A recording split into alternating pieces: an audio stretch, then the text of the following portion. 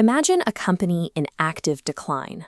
Orders are delayed, major clients are canceling their contracts, and cash is evaporating from the accounts faster than it comes in.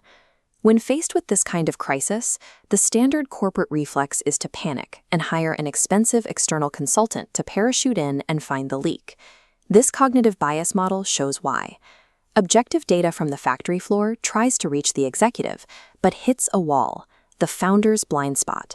Emotional attachment and legacy loyalty act as a filter, distorting hard truths before they reach the decision maker.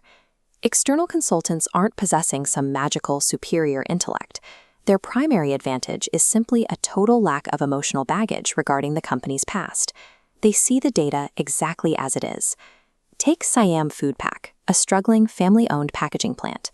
The founder's son, Art, has just taken over as the second-generation CEO.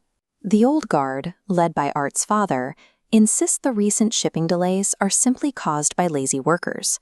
Their proposed solution is to enforce harsh financial penalties and demand stricter oversight. Art rejects that emotional assumption. Instead, he borrows a rigorous diagnostic framework from Japan. The building you're seeing represents the Japanese government, which issues a formal certification for business diagnosticians, known as Shindan-shi. This diagnostic framework provides a mechanism for an insider to bridge the objectivity gap, looking at their own company with the cold analytical distance usually reserved for outsiders. The first tool in the Shindan-shi framework is absolute objectivity. You have to enter the investigation as a complete blank slate. Art applies this by entirely ignoring his father's claims about a lazy workforce.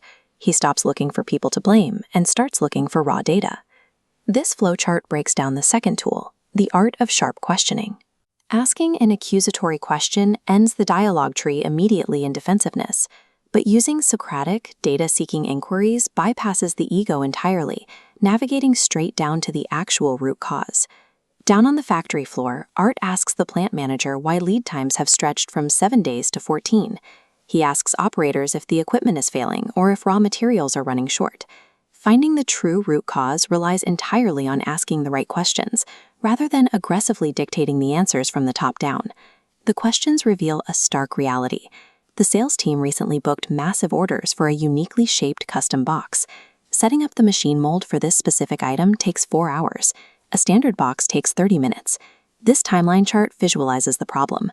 When switching to those massive 4-hour custom molds, the schedule fractures, pushing back standard orders. Overlaying dropping revenue metrics onto these bottleneck zones makes the financial bleed obvious. This exact delay caused major clients to cancel. Here is where the final Shindan-shi tool becomes necessary: professional ethics. A diagnostician must maintain strict neutrality in office politics. The head of sales who approved those disastrous custom orders is Art's uncle. Art is now forced to choose between family loyalty and data-driven reality. A true diagnostician advocates solely for the organization's survival, even if it means confronting their own family or admitting their own mistakes. Art implements a 30% price hike on all custom orders to offset the setup time, and forces the sales team to verify factory capacity before finalizing contracts. The business stabilizes. While external experts provide specialized technical knowledge, internalizing these diagnostic habits allows leaders to identify and resolve internal friction before it escalates into a terminal failure. So, test your own reflexes. When a crisis hits your department, do you instinctively hunt for objective data, or do you look for a scapegoat?